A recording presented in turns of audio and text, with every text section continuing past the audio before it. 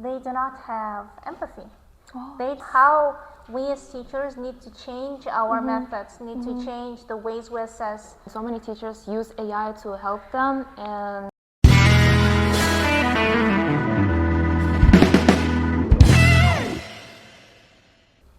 hello everyone, my name is Kanashai, and today I'm here with the GP and Sociology teacher, Miss Akalai.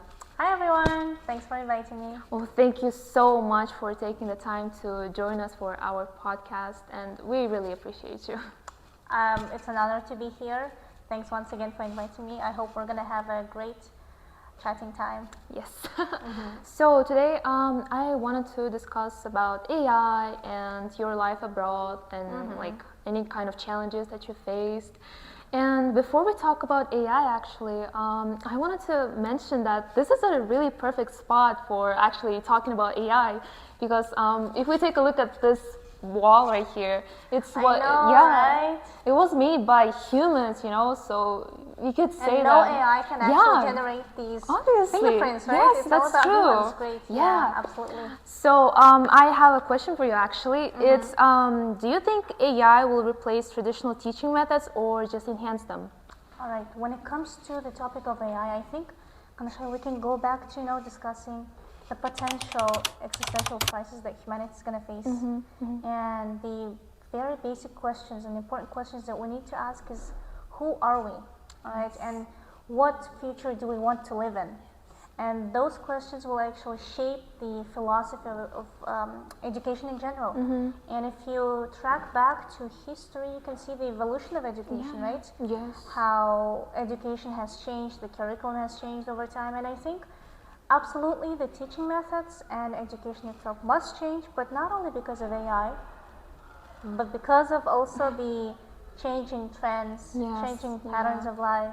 So there are many factors that actually will influence these changes, but they are inevitable and they're actually already happening. Yeah, because I noticed that so many students and so many teachers use AI to help them. And for example, if some students are given essays to write, I've noticed that most of them use AI to write it for them, and it actually loses the ability of students to critically thinking and being able to write these kind of essays. And this moment actually creates the difference. How we as teachers need to change our methods, need to change the ways we assess, need to change the content even, to actually integrate this AI, not making it the student of the class, but actually make it a helper for us. Great, so we should not exploit AI, that's it. Absolutely, we should exploit. The point is, we as humans, we need to make them work for us, not us working for them, right? And if the students are just fully dependent on AI tools, then who are we teaching? Who are we bringing up? So that again goes back to the philosophy of education, to the main fundamental questions of who are we? Where do we want to be in the future? Yes, you're so right. Absolutely. So my second question is, should teachers be worried about AI taking over their jobs?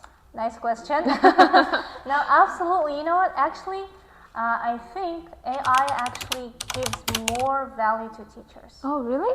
That is my thought, because you know why?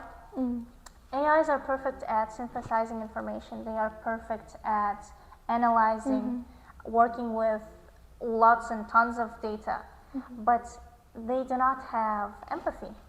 They do not have these innate, these human factors that are only in humans. So then again, the question is, who do we want to bring up in the future? What do we want the teachers to do? So the teachers are going to be the main agents of transferring some moral elements in society, some personal elements, because no AI can sympathize with the students. Maybe they can know what empathy is, they can know what to do in these times, but that's all with some algorithms and with data that was put in there, or the data that's somewhere that AI analyzed. But humans, absolutely, I don't think nothing can replace actually, that AI cannot replace the innate human communication. Not innate, but human communication, right? That's different, absolutely different.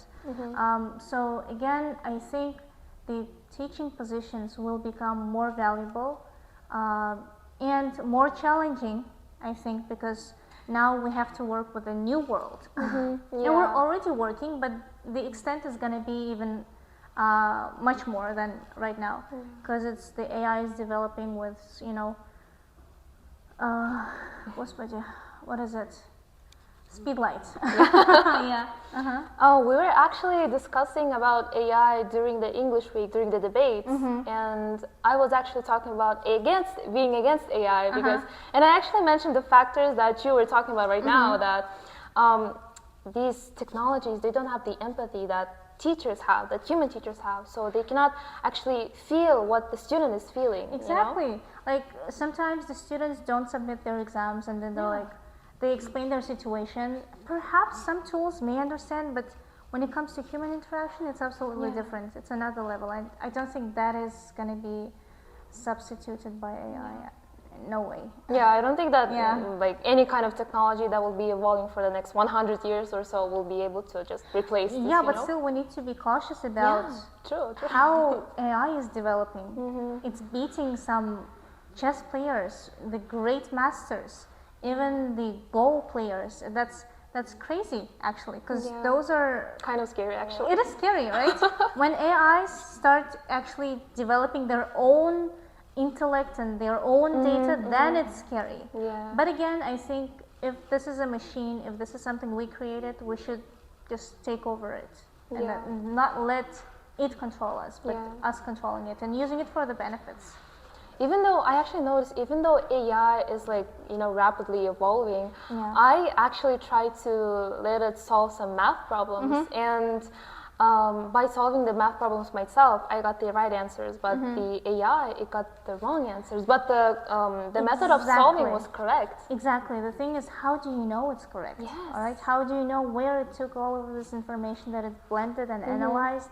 So when the sources are they're not sure, you don't know where the sources come from, it becomes a bit, you know, tricky. How do you know you should trust it? How do you know you can't trust it, right? Yeah, that's a really crazy thing. That's a big topic, actually, that we cannot finish discussing in this short podcast, but I think we just got the general, you know. So let's forget about AI right now. Yeah, done. Done with AI. To the negatives now. Yeah. Okay. I actually wanted to talk about your life abroad, since you were living abroad for how many years before moving here?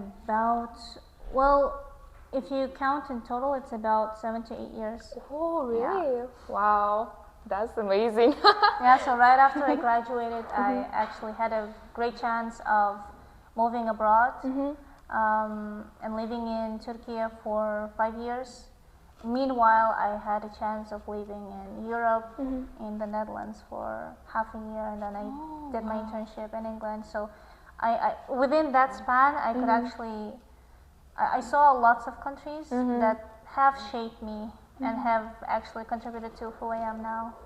That's great. Yeah. So I have actually a question regarding this topic. I actually want to ask, how was your life abroad? Did you face any challenges while being there, and how were you able to overcome them? Absolutely, those are the most memorable times of my life. Fun, adventurous. I'll never forget those years. I can think about lots of adjectives to describe those years, but those were one of the best times, of course. And that is also because of the people I met. I had a very great opportunity and chance, actually, and I was blessed to meet all these people from, I don't know, Kosovo, from Cameroon, from Korea, and they were from very different, you know, places that some places I've never heard about.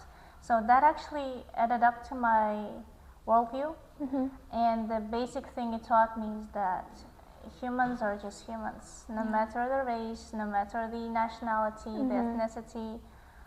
We're just humans. Yeah, you know that is perfect, because all of us are different, and you just appreciate the different culture. Yes. Even Turkey, like seemingly they are like of the similar culture, but they still have their own interesting things, some unique things that belong only to them. And that makes us appreciate it. And I don't think any AI can actually do that. Yeah. appreciate back to the AI topic. Yes, the uniqueness. So yeah, that is what I can tell. And of course, it's a bit difficult being a teenager, going abroad. You're homesick. You miss your home. You miss your parents. You miss your friends. You miss your the cafes you used to go to. You know. And how do you overcome it? I don't know. It's just your goal. Okay, knowing why you're there, knowing how long you're there. So you're just like, it's fine. It's fine. Yeah, counting the days until you return. Yeah, you count the days until the holidays, and then you just remind yourself of why you're doing it. That you have a very big fish to fry. Yeah. And you have your own goal set. You have the plan, and constant chatting with your family. Like every day, you talk to your mom. You talk to back then we didn't have WhatsApp, like the video call on WhatsApp. We had Skype. Oh, so Skype. Those who use Skype, hello, you there? So I'm from those times when we used Skype to actually communicate and talk to our parents. That actually helped us a lot. Constantly being busy with study, being busy with your friends, traveling a lot, even within Turkey, even within Istanbul. So that actually helped me sort of be fine with my homesick problems, with even the other thing was it's very difficult. University level was absolutely different from what I used to have. And although I studied in a private school, still we did not have the essays of that level, the math of I don't know, like it's different. And getting adapted to the city, getting adapted to the new life, to the new house there, to new mates there. So it was challenging, but I can never forget those. It was unforgettable. Yeah, I feel like this question that we were just discussing right now actually is important to grade 11 students. Those ones who are for you guys. For me, for example, for everyone that is watching right now that are in grade 10 or 11, it's like really like an important thing. And the key factor is just not to be scared, I guess. Don't be scared. You'll never know what it is unless you do it. Yeah, that's you set your goal, you go for it, and you don't forget to chill. You don't forget to have fun. Yes. It's not only about academics. Studying, it's also about the personal development that also comes with people you surround with. I was very blessed with the people around me who shared the same values, who shared the same interests, and who valued academics as much as fun time. That just keep in mind that whoever surrounds you sort of describes you as well. Yes. So beware of your friends and your peers. Yes. Okay, so the last question that I have for you is, did you find out anything new about these countries' cultures or beliefs maybe? Of course. I can't even list, because it's so much, but one very, very interesting thing that I remembered was back in the Netherlands, the churches were becoming clubs and cafes, and I was like, wow, really? How can that happen? That's because they have huge churches, and it's very expensive to sustain them. And I was like, wow, and some of them were becoming mosques. Back then I was not practicing and I wasn't Muslim, but that was something that caught my attention. That's the first thing. The second thing, I think in Turkey, it was weird to see men sitting outside çayhanes and just having some chai, chilling with the beads, in their hands. And that was a bit, back then I was like a crazy feminist who was like, why are you men sitting here? Why are you watching at me? Thank you so much for coming here, and I just really appreciate you. Great. Thank you. See you on the next podcast. Bye bye. Subscribe.